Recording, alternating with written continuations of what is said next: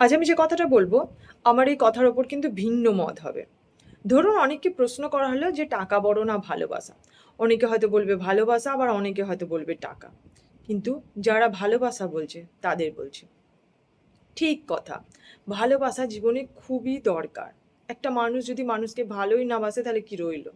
কিন্তু টাকা আর ভালোবাসার মধ্যে যদি পার্থক্য হয়, তাহলে টাকা কিন্তু বড়।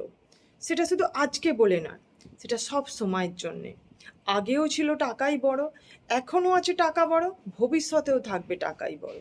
একটা প্রবাদ আছে জানেন তো? অভাব যদি দরজায় এসে দাঁড়ায়, অভাব যদি দরজায় এসে দাঁড়ায়, ভালোবাসা জানালা দিয়ে পালায়।